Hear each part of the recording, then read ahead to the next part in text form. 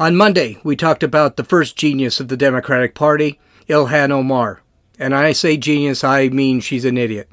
Today, we're going to talk about the thought leader of the far leftists of the Democratic Party, the group known as the Squad. There are 4 of them. This one, Alexandria Ocasio-Cortez. She had a rough week last week. First, she unloads on Nancy Pelosi, the Speaker of the House, and it doesn't go well for her. Then, her chief of staff brain farts and spills the beans about what's really going on with the Green New Deal. Finally, she tries to nail a former ICE director, and it goes way bad for her. This broad screws up so much we could almost have a weekly, hour-long podcast with her, and we'd still not be able to cover everything. But this really shows us something about the Democratic Party. This is Gene, and you're listening to Dumbasses Talking Politics.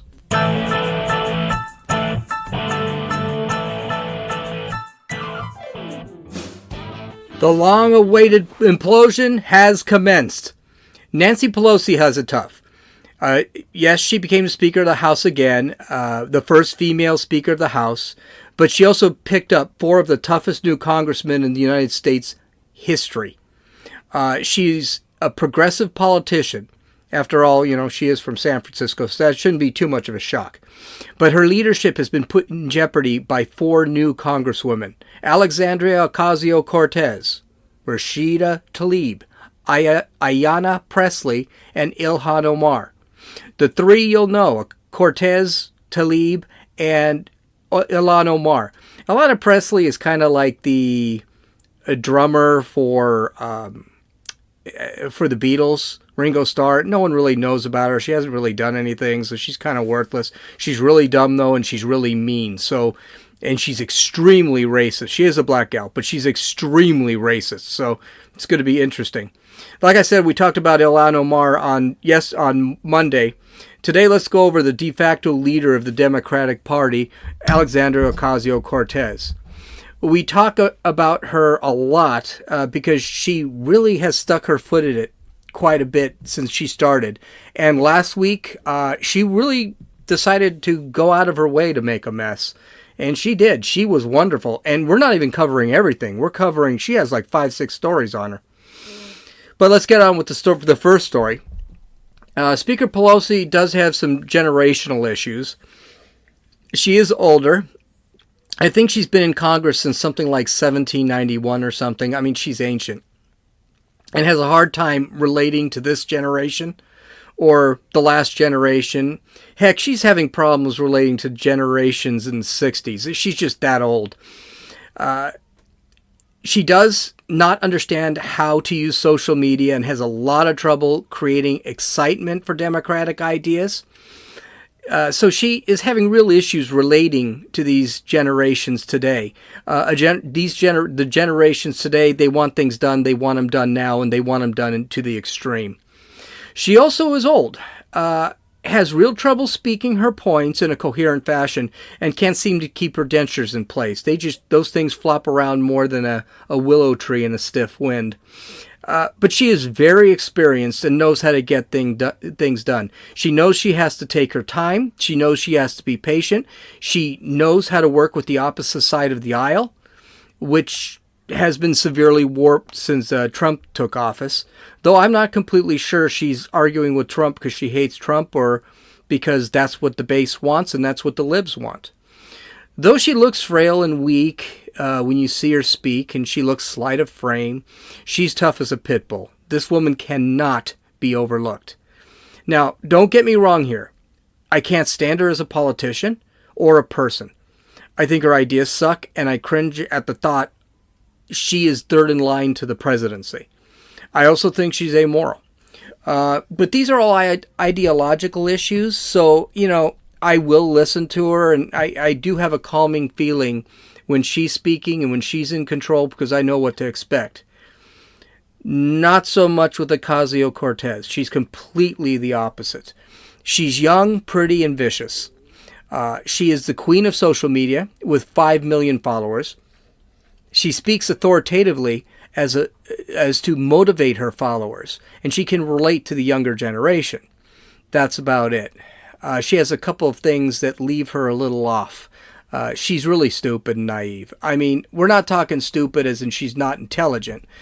She probably is intelligent, but she just doesn't know things.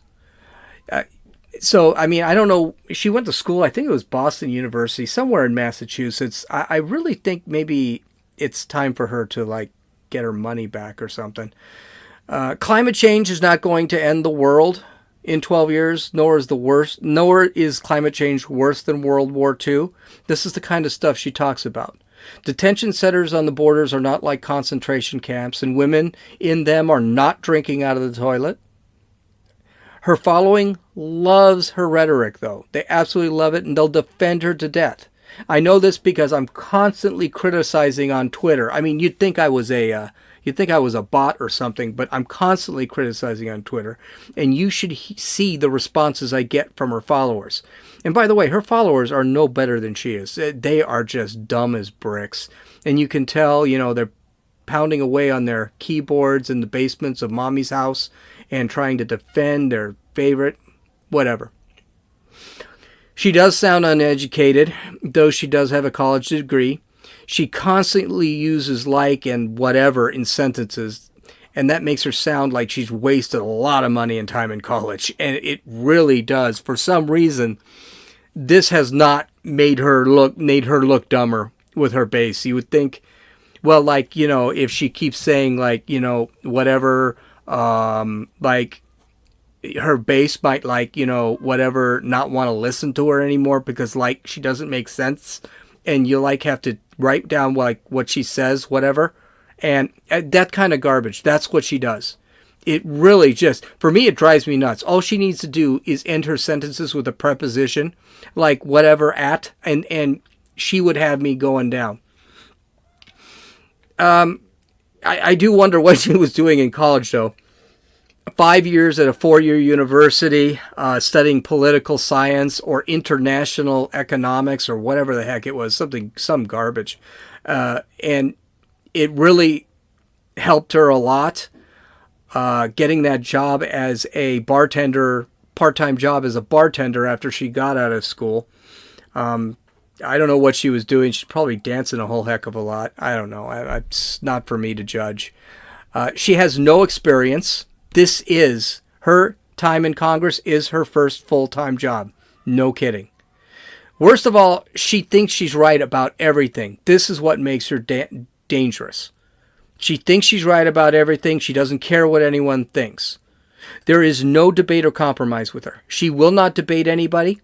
Whenever she actually has to speak with someone who does not believe in what she believes in, she gets shut down right away. But she will not actually go one-on-one with a debate with anybody. She will only speak in front of friendly crowds, and anyone who does not believe in her ideas is a sexist, racist, homophobe, bigot, white supremacist jerk. That's what it is. The good news is I think that stuff is actually, a lot of that's the racist, sexist, misogynist, all that garbage I think is going out the way because it's being used way too much. And in the last couple of weeks, we're actually seeing people are saying, so what? Now, she has been in Congress for 7 months now? 8 months. No, 7 months. She's been in Congress for 7 months now, and she has accomplished absolutely beans since she got in. Absolutely nothing. But Ocasio-Cortez also has her flaws. She has a lot of energy, and it's infectious. Her ideas, though insane, have been embraced by the Democratic Party. Other congressmen, senators, and Democratic presidential candidates have embraced her ideas and are running on them. Though most believe in her general demeanor, most don't believe in her ideas, and most don't. Most presidential candidates, once they're questioned one-on-one, they back off. The only exceptions are Bernie Sanders and Elizabeth Warren. These people know that if they don't get the attention of the leftist base, they are screwed. And the only way to get attention from the leftist base is to embrace this broad's ideas. Okay, so it's not good. This is where Pelosi and Cortez are going to have some problems. Pelosi wants to keep the House, and she wants to get the presidency back. But she knows the rash decisions that Ocasio-Cortez make is like that of a 3-year-old trying to get the Oreos from 3 shelves up. It's just not going to end well. So she needs to rein this gal. She needs to rein this gal in and make sure she follows the pack. And this is where Pelosi has started having problems. Pelosi has lost control of the party. She is the de facto leader, but she is definitely not the leader of the party anymore. She understands that Cortez's ideas are a dead end and knows that if the House does not do something outside of investigating Trump, the Democrats will lose the presidency and probably the House, while still keeping the Senate. The Senate is strongly Republican. It's probably not going to change in the next election. Pelosi's goal is to wrest the power back to her. Get it away from Cortez's grubby little hands. She did this by first minimizing Cortez's primary win. In this clip is from Fox News, and this is the first time she actually kind of made fun of Cortez and her Democratic victory in Brooklyn. Or I'm sorry, not Brooklyn, the Bronx. We won this election. It wasn't in districts like mine or Alexandria's. However, she's a wonderful member of Congress. I think all of our colleagues will attest. But those are districts that are solidly Democratic. This glass of water would win with a D next to its name in those districts. Now, I knew Nancy Pelosi could be kind of a B. I knew she could be very difficult, but I did not think she could be that brutal, especially with someone in her own party. And I think it's funny that she says, anyone with a D could win in her district, this glass of water. Well, here's a newsflash. Nancy Pelosi's from San Francisco. All you need is a D and a glass of water and you'll win too. It's not that hard to win in San Francisco as a Democrat. But the point being is that Pelosi's absolutely correct here. Cortez primaried a white guy in a Hispanic neighborhood in the Bronx. The guy she primaried did not even live in the area. He did absolutely no interaction with the community. And the other thing is, Cortez only won by 15,000 votes. We're not talking this gal had, 2.7 million votes. Her win was not a huge avalanche of an upset that she makes it out to be. Pelosi later pointed out that her social media presence is not as relevant as Cortez makes it out to be. None of the 5 million followers actually had anything to do with her getting elected. 15,000 votes. 5 million people versus 5 million in social media. The problem is Cortez makes her Twitter presence far more important than her actual victory, far more important than is going to be necessary for her in 2020. And she thinks that her Twitter following is far more important than actually doing her job in Congress.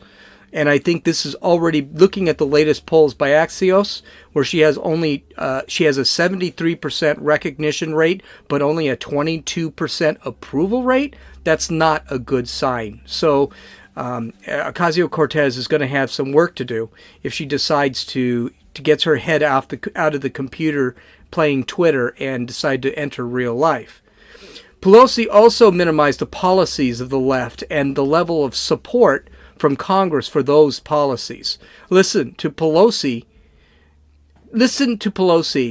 say the leftist congresswoman is not as powerful as everyone thinks she is.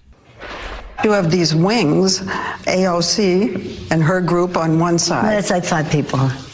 No, it's the progressive group. It's more than 5. I'm a progressive, yeah.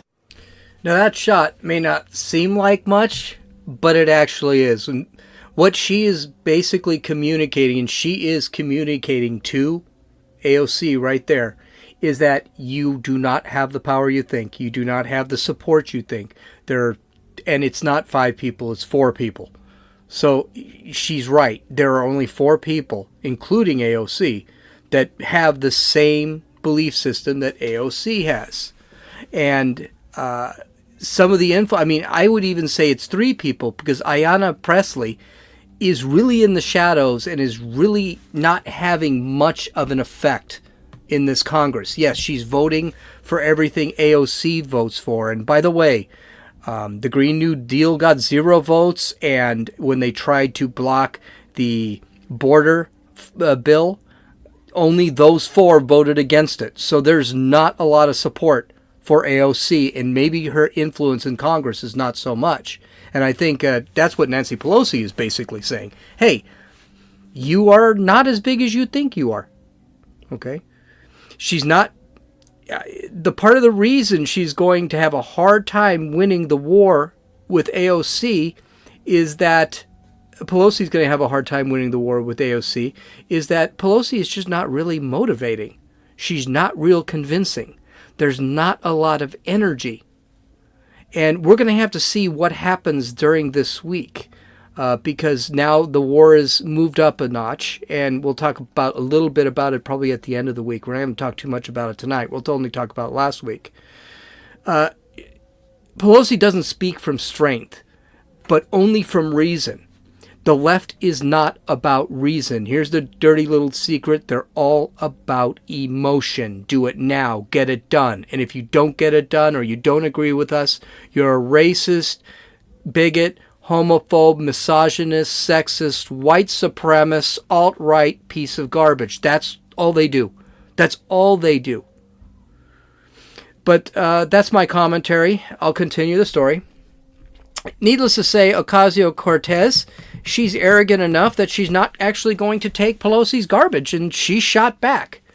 In an interview with the Washington Post, she was quoted as saying, quote, "When these comments first started, I kind of thought like that she was..." I'm sorry, I misread that. Quote, "When these comments first started, I kind of thought she was keeping the progressive flank at more of an arm's distance in order to protect the more moderate members, which I understood. But the persistent singling out, it got to a point where it was just outright disrespectful. The explicit singling out of newly elected women of color," end quote. Did she just call Nancy Pelosi, one of the most progressive speakers of the House in history, a racist? Well, sorta, maybe, not really, but who knows? Listen to this short interview while AOC was walking through the halls of the House. See, Nancy isn't a racist, but she's calling her out for singling out the 4 people who are getting a lot of death threats. This is what she's saying. She's saying, oh, Nancy's not a racist, but, hey, she's really making it tough on us. Let's listen to this garbage. It's singling out 4 individuals.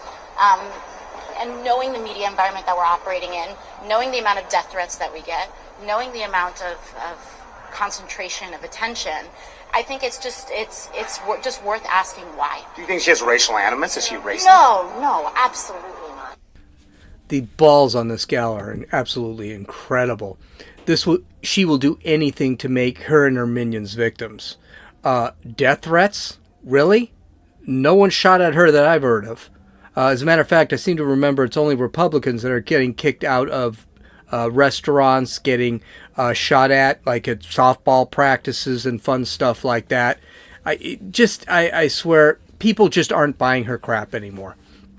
But she is not that bright. And I think that's the other thing that is beginning to come up too. She kept on about how Nancy Pelosi was assigning her to a bunch of committees. In an interview last week, she said, quote, "The last time I kind of spoke to her one-on-one was when she asked me to join the Select Committee on Climate Change. I was assigned to some of the busiest committees and 4 subcommittees, so my hands are full. And sometimes I wonder if they're trying to keep me busy." End quote. Yes, Alex, that's what it must be. You are such a threat to Nancy Pelosi, the 2-time Speaker of the House, 3rd in line to the presidency, that she needed to give you work.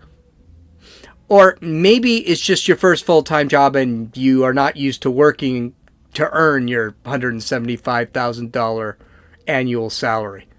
I swear to God, the just arrogance on this gal. We're going to need to wait a little bit to see what the fallout is. There has been fallout this week, but it's a little muddled, and unfortunately, Donald Trump did not help the issue. But, of course, there we go. Donald Trump's got to say something about this, right? He can't keep quiet. He should keep quiet, but he's not going to. But this is one time this guy chimed in, and he actually sounded like a quality human being. He's not a quality human being, but he's a smart guy, and he's an honest guy. And what President Trump said is truly surprising and shows that this guy has some class. Listen to this. Well, I think Cortez, who kept Amazon out of New York, and they don't like her for that, thousands and thousands of jobs. I think Cortez is being very disrespectful to somebody that's been there a long time. I deal with Nancy Pelosi a lot, and we go back and forth, and it's fine. But I think that a group of people is being very disrespectful to her. And you know what? I don't think that Nancy can let that go on. A group of people that came from, I don't know where they came from. I'm looking at this Omar from Minnesota. And if one half of the things they're saying about her are true, she shouldn't even be in office. But Cortez should treat Nancy Pelosi with respect. She should not be doing what she's doing. And I'll tell you something about Nancy Pelosi that you know better than I do. She is not a racist, okay? She is not a racist. For them to call her a racist is a disgrace. You know, Nancy Pelosi has called Trump a racist, sexist, cruel, a fascist, a dictator. She's accused him of stamping on the Constitution, destroying the democracy, the future king of the United States. She has called him every word in the book. Every word in the book. Of course, she doesn't believe any of that stuff. She just does it for political gain. It's all for the camera and to serve her agenda. For the first time, Trump could have spit on her face and she would have looked far worse for it. What he did was classy. He told the truth. And this is something that a lot of Democrats have problems with, is telling the truth, especially left progressives and leftists. They just can't tell the truth. Nancy Pelosi knows Donald Trump's not a racist, well, he's a sexist, a misogynist. He's a misogynist too. A bigot, a homophobe. He's none of those things. The misogynist and the sexist party probably is. But outside of that, I mean, this is a guy who tells the truth. He will tell the truth. But this hot mess shows us a few things. First, the Democrats always go to the race card, or sexist card, or bigot card, or Nazi card, or homophobe card, whenever they don't get what they want, or someone calls them out. Pelosi is not innocent of this. Pelosi is not a racist, and neither of the other people who are commonly accused of being racists, whether they're on the left or the right. Joe Biden is creepy. He has very little energy. He's got crappy politics. He's a lousy debater. He's dumb. He gaffes all the time. But he is not a racist, as Kamala Harris pointed to him.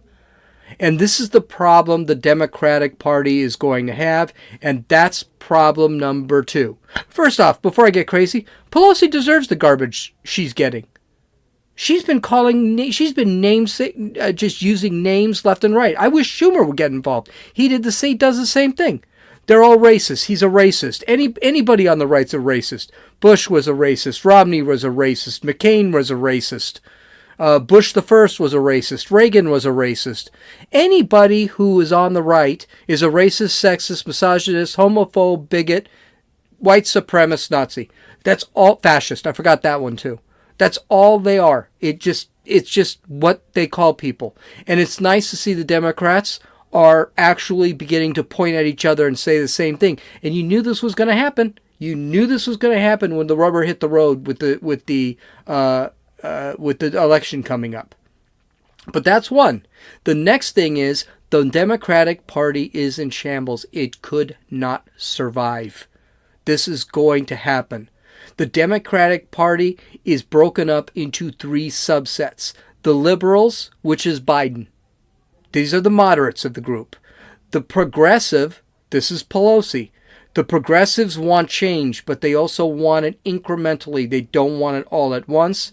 And then you have the leftists, alt-left, far-left, whatever you want to call it. I just call them leftists. This is the AOC and her squad. These are the people that want a complete overhaul of the country. They can't live with each other because their ideas are so far apart. And they all think they're right. There is no room for debate with the Democrats. I would not be too shocked if in the future we actually look back at this and we see a third party bloom from the Democratic Party. It was always thought it was going to bloom from the Republican Party, that you were going to have the Republicans and there's going to be a break-off of Republicans to create the Libertarian Party. That never happened. But with the Democratic Party, I don't see how they survive.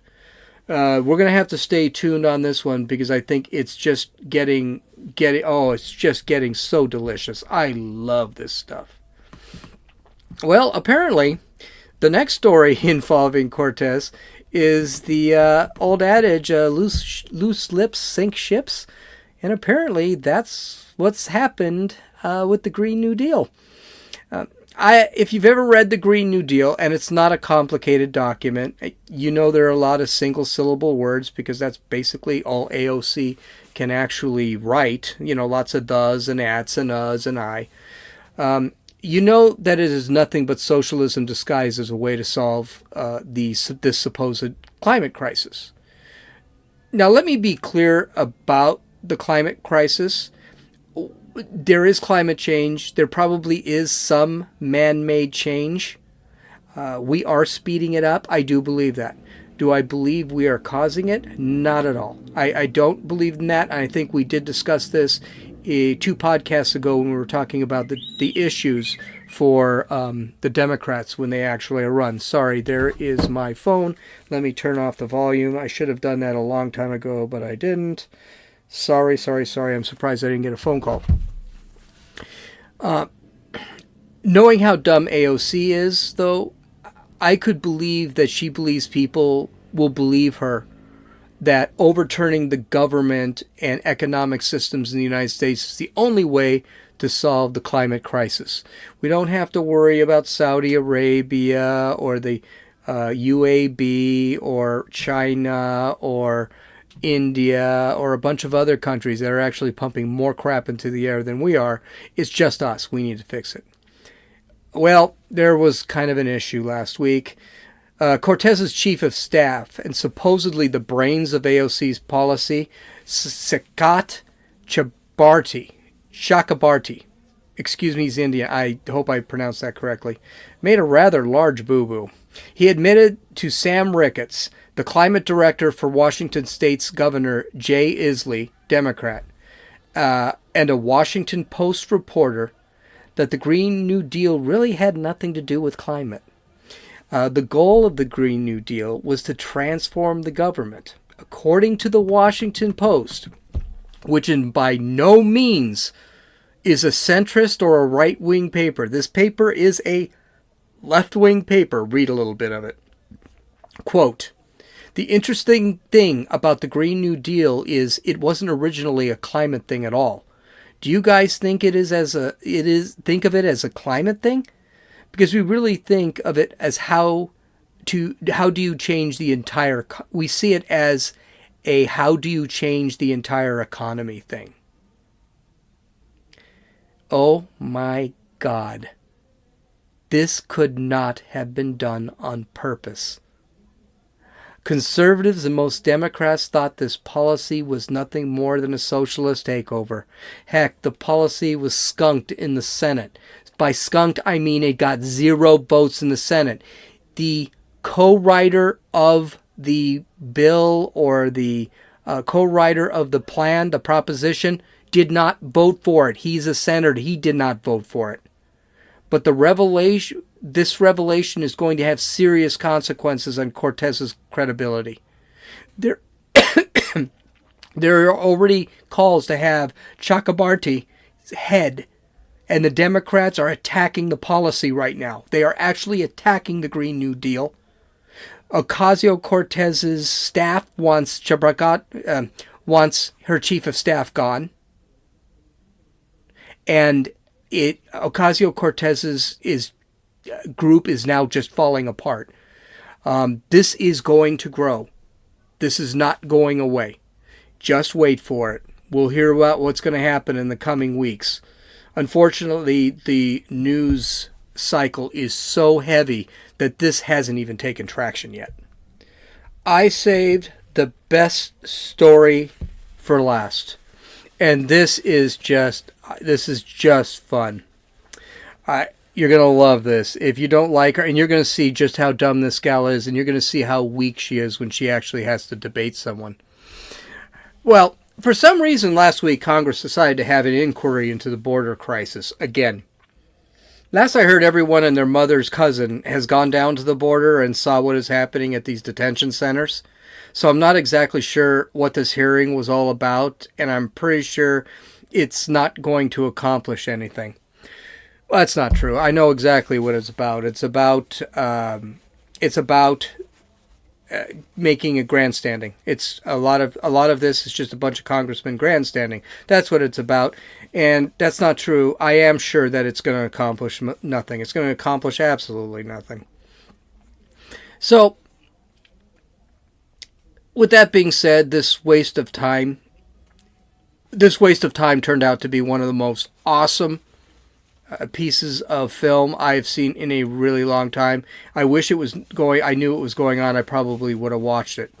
And it shows you how dumb AOC actually is. And a bunch of the other Democrats, by the way. It's not just AOC. She wasn't the only one that made an ass out of herself. And it also shows you what happens when AOC is challenged with someone who has intelligence and experience in the real world. In this clip, AOC is questioning Thomas Homan. He's the outspoken former director of ICE. He is being questioned about a memo he signed enforcing the zero-tolerance policy, which Trump implemented in the beginning of his tenure.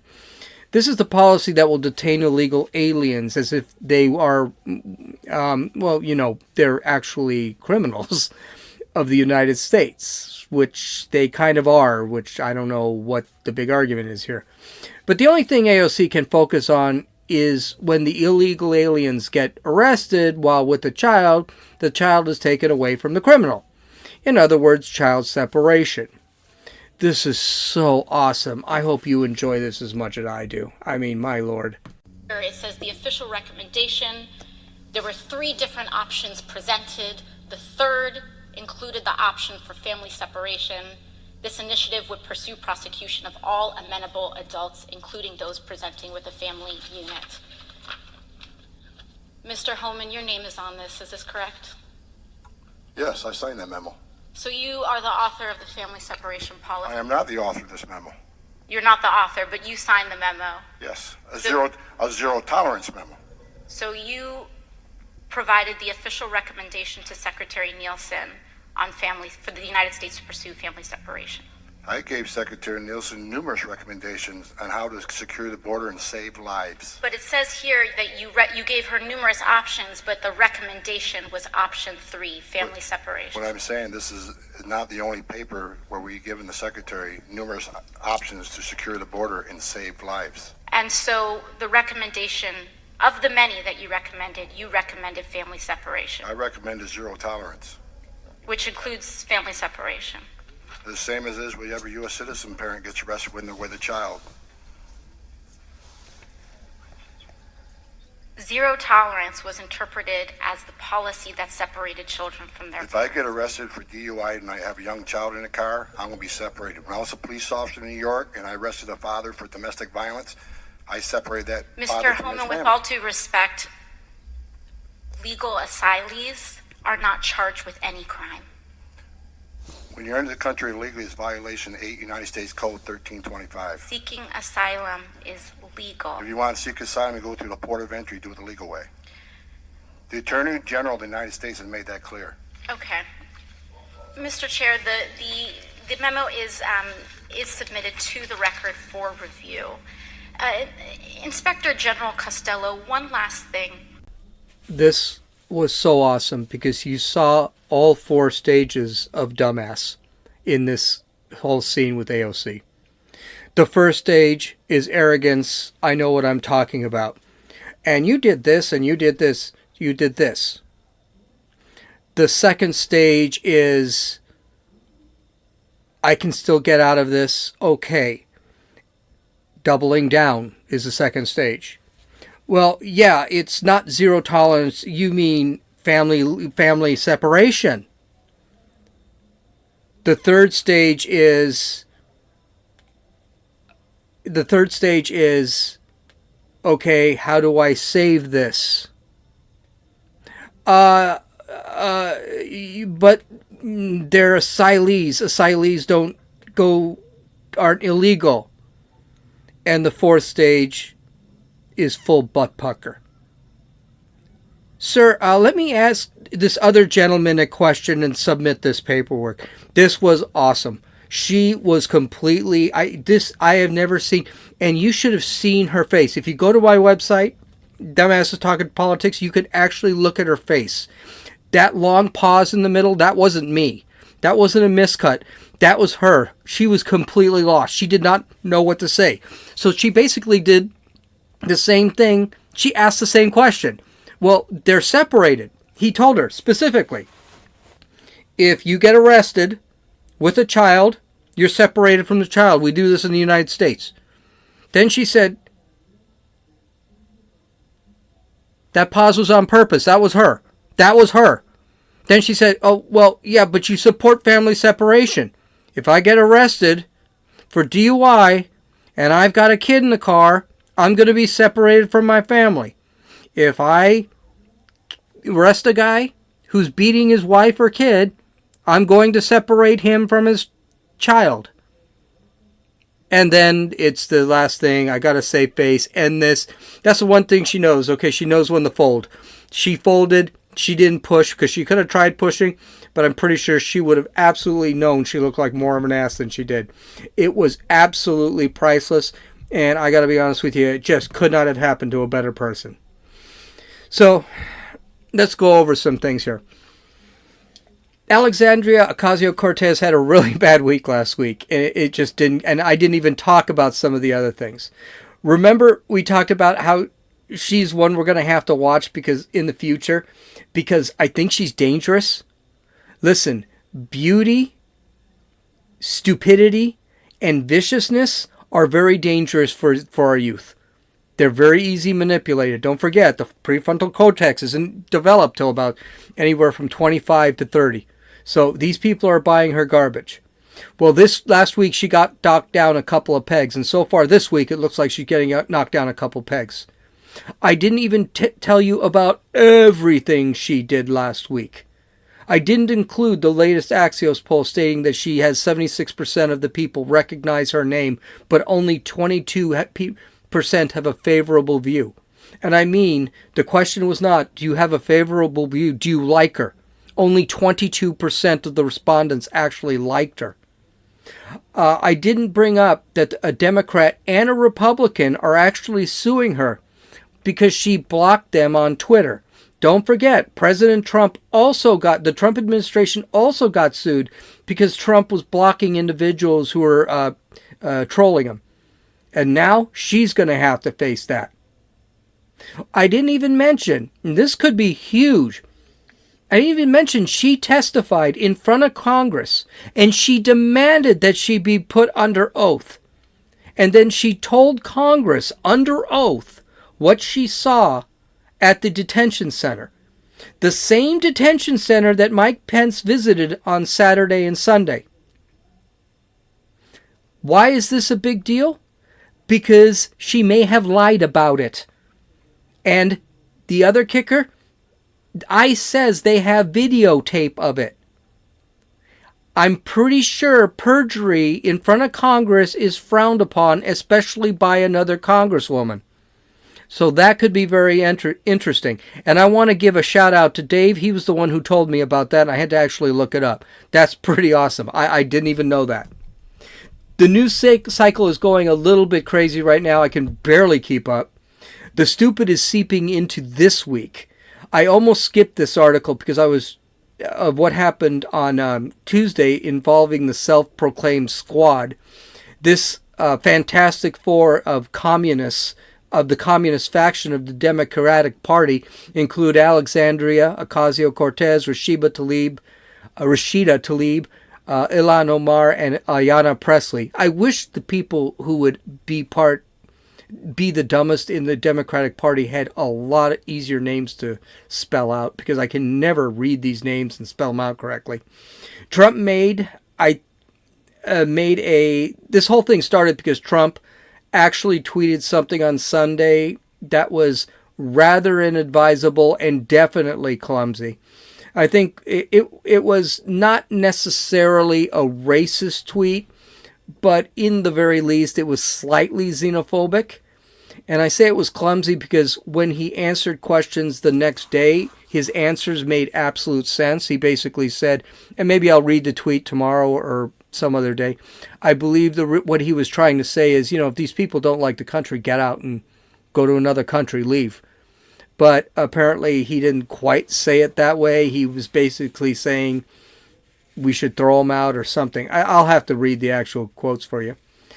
But leave it to these four idiots to hold a press conference after those tweets and actually completely exonerate Trump and make him look really good.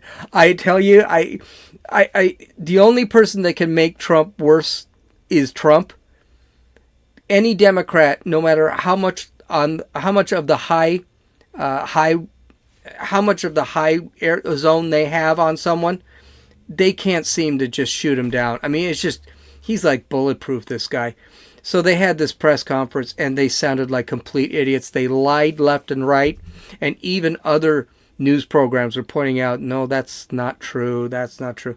So we may have to go through that, or we may just have to skip it and go through real news, because there is like real life happening in the world, and these guys are just too dumb. So I think I am going to actually hold off. I have a feeling there's more reaction coming, and I got a feeling this is not going to be the last time we actually talk about this. So you can follow me on Twitter at RunninFool. That's RunninFewl. You can listen to my podcast on iTunes, Podbean, Podcast Addict, and listen to it on YouTube. And you can visit my website where I actually have full videos of this at www.dumbassestalkingpolitics.com. I actually went in, I redid the site this weekend. It looks a lot better if you visited. I don't think a lot of people have visited, but if you visited, it looks a lot better now. I hope you folks enjoyed the podcast tonight, and I'll talk to you on Friday. You've listened to Gene, and this is Dumbasses Talking Politics.